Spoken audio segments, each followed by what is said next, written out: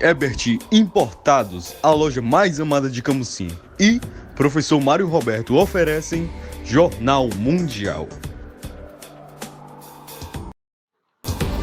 Boa noite. Boa noite. O motorista que jogou o carro contra torcedores do São Paulo, no Ceará, será investigado por tentativa de homicídio. A área onde bandidos são treinados no Complexo da Maré, na zona norte do Rio, é cercado por 5 escolas e uma creche. Uma imagem mostra uma criança segurando um fuzil. Na CPI dos atos golpistas, o general Heleno diz que a presença de Mauro Cid em uma suposta reunião golpista do ex-presidente Bolsonaro com comandantes é uma fantasia.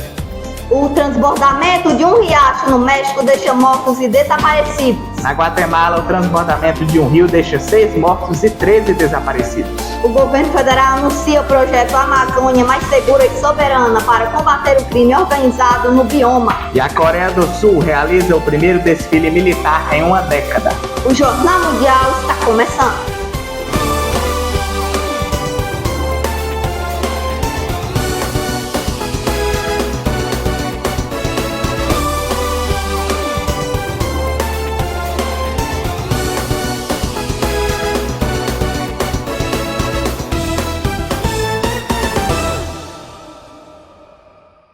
O transbordamento de um rio deixou mais de 6 mortos e 13 desaparecidos na Guatemala. Pelo menos 6 pessoas morreram e 13 estavam desaparecidas na capital da Guatemala após tempestades causarem o transbordamento de um rio que atingiu um assentamento.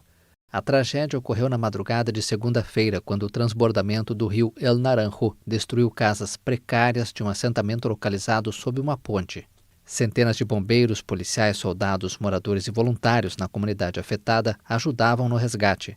Grande parte do esgoto das residências da capital vai parar no rio que transbordou, em cujas margens milhares de pessoas menos favorecidas ignoraram a proibição e construíram suas moradias. A temporada de chuvas no país, que vai de maio a novembro, já havia deixado 29 mortos e 2,1 milhões de afetados, além de rodovias e pontes destruídas. O governo federal anunciou nesta segunda-feira o projeto Amazônia Mais Segura e Soberana para combater o crime organizado na Amazônia Legal. Cerca de 2 bilhões de reais em um novo plano de segurança para a Amazônia Legal, batizado de Amazônia Segura e Soberana. Nesta segunda-feira, o Ministério da Justiça e Segurança Pública confirmou o montante durante a abertura da 13ª Semana de Segurança Cidadã e Justiça, realizada em parceria com o Banco Interamericano de Desenvolvimento e o Governo da Bahia. De acordo com a Agência Brasil, a proposta prevê a criação de 34 novas bases de segurança, 28 terrestres e 6 fluviais, implantação de um centro de comando da Força Nacional de Segurança e um centro de cooperação internacional para a troca de informações e ações com os países vizinhos.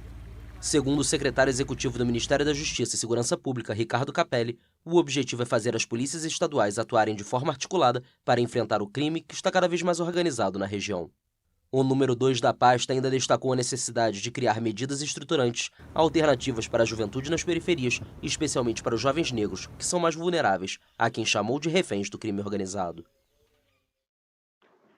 No México, pelo menos 8 pessoas morreram e 9 estão desaparecidas depois que um riacho transbordou na segunda-feira no estado de Jalisco, no oeste do país. Várias pessoas morreram ou estão desaparecidas em consequência do transbordamento de um riacho em Jalisco, no oeste do México. As intensas chuvas que caíram no início da manhã fizeram com que o riacho El Cangrejo saísse de seu canal, afetando comunidades do município de Autlán. Os corpos das vítimas foram encontrados na cidade de El Jalocote e em outra área a cerca de 6 quilômetros de distância, para onde a correnteza os arrastou. Minha sogra, meu sogro, meu cunhado e minha cunhada morreram e o corpo da minha sogra e do meu cunhado. Nós ainda não encontramos os corpos. Esperamos encontrá-los.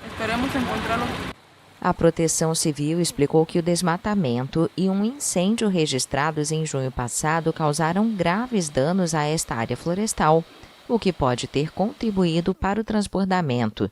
Cerca de 100 policiais de diferentes agências foram destacados para procurar os desaparecidos. O ex-ministro do Gabinete de Segurança Institucional, Augusto Heleno, classificou como fantasia o relato feito pelo tenente-coronel Mauro Cid, ex-ajudante de ordens de Jair Bolsonaro, de que teria presenciado reuniões em que o então presidente e chefes das Forças Armadas supostamente trataram de um golpe de Estado. A reportagem é de Rodrigo Jesus. O ex-ministro do Gabinete de Segurança Institucional, Augusto Heleno, classificou como fantasia o relato feito pelo tenente-coronel Mauro Cid, ex-ajudante de ordem de Jair Bolsonaro, que teria presenciado as reuniões em que o então presidente e o chefe das Forças Armadas supostamente trataram de um golpe de Estado. O general da reserva deu declaração durante o depoimento à CPI dos atos golpistas, após questionamento formulado pela relatora da comissão, a senadora Elisiane Gama. A investigação da Polícia Federal, Mauro Cid disse que Bolsonaro teria reunido com integrantes da Marinha e do Exército. Nesse encontro, o então presidente supostamente falou de uma minuta de um golpe, que previa ilegalidades como afastamento de autoridades. O ex-ajudante de ordem afirmou também que o ex-comandante da Marinha, Almir Garnier, que supostamente estava na reunião, teria manifestado apoio à ideia. Questionado por Elisiane se soube da ocorrência dessa reunião, Augusto Heleno declarou: "Não tive conhecimento e quero esclarecer que o tenente-coronel Mauro Cid não participava de reuniões. Ele era ajudante de ordem do presidente. Não existia essa figura do ajudante de ordem sentar em uma reunião com o comandante de forças e participar de reunião. Isso é fantasia, é fantasia." No depoimento à CPI, Augusto Heleno foi questionado sobre a existência de um documento com diretrizes para estabelecimento de um golpe no Estado brasileiro. Heleno afirmou que nunca ouviu falar da suposta minuta. "Nunca nem ouvi falar, estou sob juramento." O presidente da República disse várias vezes na minha presença que jogaria dentro das 4 linhas da Constituição. E eu não tive a intenção de fazê-lo sair das 4 linhas, disse. Heleno disse também que, se tivesse o desejo de participar de um golpe, teria tirado seu time de campo quando ouviu Bolsonaro afirmar que atuaria dentro das 4 linhas. A partir do momento que o presidente da República declarou com todas as letras que iria atuar dentro das 4 linhas, se eu tivesse lá no recôncavo da minha alma o desejo de participar de um golpe, eu teria tirado meu time. Bom, o presidente já declarou que quer agir dentro das 4 linhas, está encerrado o assunto, afirmou. O relator, a Elisiane Gama, também questionou o general Heleno sobre uma fala em que o ex-GSI teria dito: "Bandido não sobe a rampa", durante a conversa com apoiadores de Bolsonaro no Palácio da Alvorada no fim de 2022.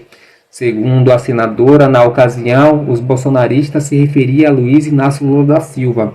Ela então perguntou ao general se ele mantinha a mesma opinião.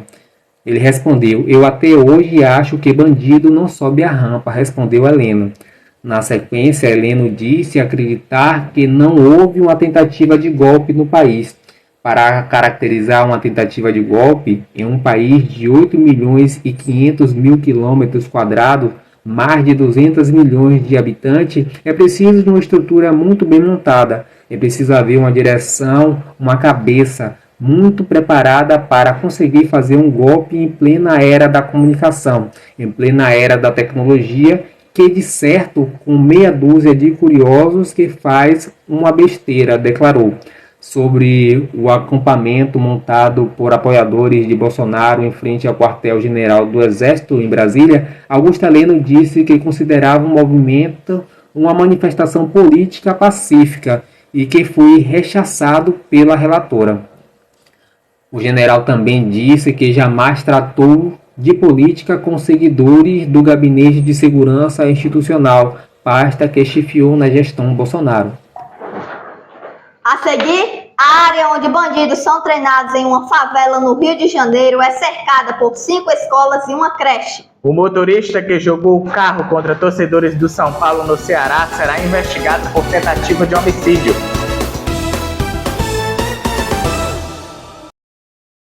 Jornal Mundial é patrocinado por Professor Mário Roberto, Renovação e Compromisso. Herbert Importados, a loja mais amada de Camusim. Luciene Manicure e Pedicure. MN Modas, Organização Márcia. Mix Digital, comunicação visual. O mundo é mix.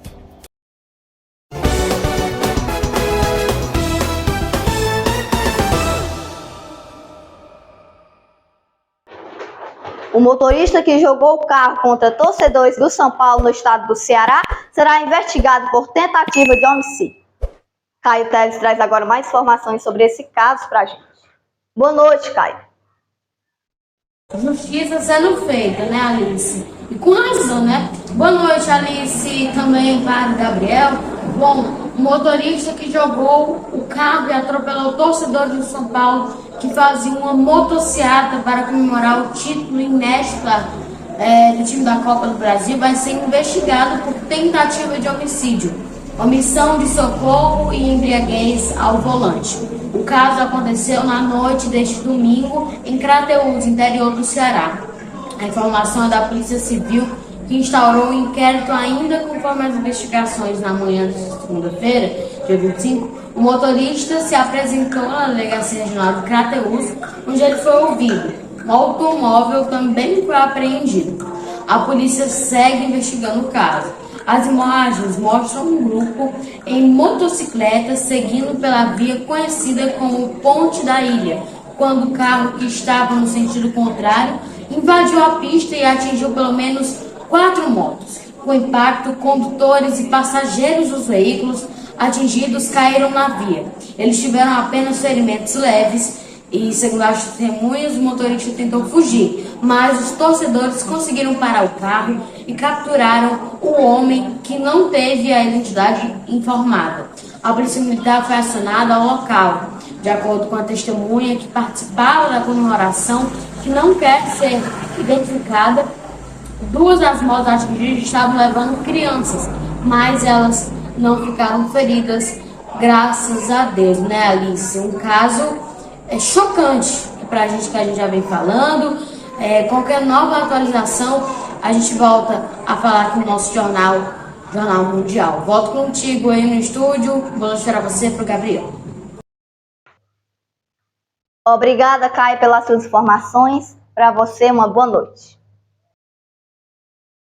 A área onde criminosos realizam sessões de treinamento para enfrentar os rivais no Complexo da Maré, na zona norte do Rio de Janeiro, é cercada por 5 escolas e uma creche de grande porte. A proximidade dos traficantes com as crianças assusta os moradores da região. No domingo, o Fantástico exibiu o resultado de uma investigação da Polícia Civil que durou 2 anos sobre o curso prático de táticas de guerrilha. O local conta com a quadra onde eles se prepararam para as guerras do bando e uma piscina de uso exclusivo. Segundo os investigadores, a escolha do tráfico por montar seu local de treinamento em uma região escolar é estratégica e permite o aliciamento das crianças desde cedo. Em uma imagem, é possível observar uma criança segurando um fuzil, dando proteção a 2 dos maiores comandantes do tráfico do Rio de Janeiro. Ao longo da investigação, que durou 2 anos, os agentes identificaram pelo menos 400 bandidos da facção da região da área usada como centro de treinamento. A Polícia Civil monitorou no total 1.125 traficantes, milicianos e pessoas ligadas às atividades criminosas na Maré. Eles foram indiciados por tráfico de drogas, associação para o tráfico e organização criminosa. Vamos ver como vai ficar a previsão do tempo para amanhã no Brasil. Marcelo Marques traz as informações. Boa noite, Marcelo. Olá, boa noite, Gabriel, boa noite, Alice, boa noite para você. A quarta-feira continua com a formação de um novo ciclone extratropical no litoral do Rio Grande do Sul, motivado por um sistema de baixa pressão que está presente no centro-leste do estado, causando frio e chuvas torrenciais naquela região. O dia será de temperaturas baixas, a máxima na capital Porto Alegre e no entorno da região metropolitana será de 17 graus. O ciclone extratropical formado no litoral gaúcho nesta terça-feira irá trazer uma virada no clima ainda nesta semana, no resto do sul e no sudeste. No entanto, o dia será moderado em Santa Catarina e Paraná, que terão máximas de 24 e 25 graus, respectivamente. No sudeste do país, a quarta vai ser parecida com ontem. Em São Paulo e Rio de Janeiro, que após os recordes do fim de semana, tiveram um dia de termômetros levemente mais baixos. Minas Gerais, no entanto, bateu o recorde, atingiu 38,5 graus, mas verá as temperaturas subirem ainda mais. No centro-oeste do país, nada de trégua no calor. Pelo contrário, Goiás vai ainda mais longe, com 39 graus. Mato Grosso, no entanto, se aproximará do seu recorde de temperatura e atingirá 42 graus nesta quarta, podendo inclusive aumentar e bater a marca dos 44 graus nos próximos dias. Já Mato Grosso do Sul terá máxima de 32 graus na capital Campo Grande. O interior nordestino e parte do norte também serão muito quente e bastante seco. Piauí e Tocantins ultrapassarão os 40 graus. Já do Amazonas ao Pará, são esperadas temperaturas acima de 35 graus e pequena possibilidade de pancada de chuvas esporádicas. Já o litoral nordestino terá temperaturas amenas, na casa dos 28 graus, a exemplo das últimas 2 semanas. Vamos ver agora as temperaturas máximas e mínimas para amanhã em algumas capitais do país, começando com Vitória, no Espírito Santo, que terá mínima de 23 graus e máxima de 38. Brasília, capital federal, terá mínima de 19 e máxima de 33. Já Curitiba, no Paraná, a mínima será de 15, enquanto a máxima pode subir aos 25. Maceió, Alagoas, terá mínima de 22 e máxima de 29. Já Boa Vista, Roraima, a mínima será de 25 e a máxima chegará aos 37 graus. Gabriel, Alice. Muito obrigada, Marcelo. Até amanhã. Obrigado, Marcelo. A Coreia do Sul realizou nesta terça-feira o seu primeiro desfile militar em uma década com a participação sem precedentes dos Estados Unidos. A exibição é uma demonstração de força em um contexto de tensão com a Coreia do Norte. A Coreia do Sul realizou seu primeiro desfile militar em uma década. Cerca de 4.000 soldados desfilaram pelo centro de Seul nesta terça-feira, numa demonstração de força em um contexto de tensão com a vizinha Coreia do Norte.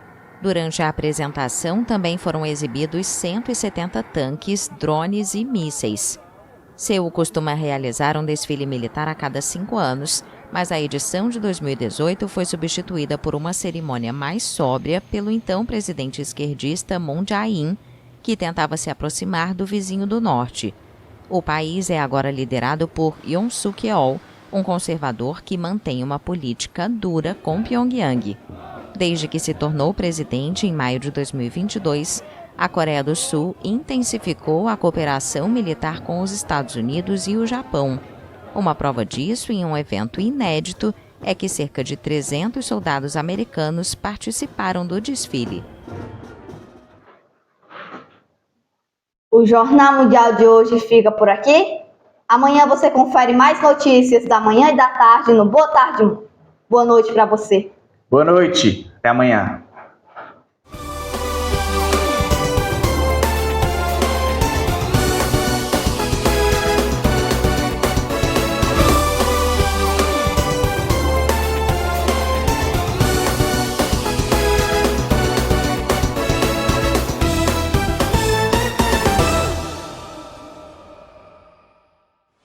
Jornal Mundial. Oferecimento Herbert Importados, a loja mais amada de Camusim. Luciane Manicure e Pedicure. E Mix Digital, comunicação visual. O mundo é Mix.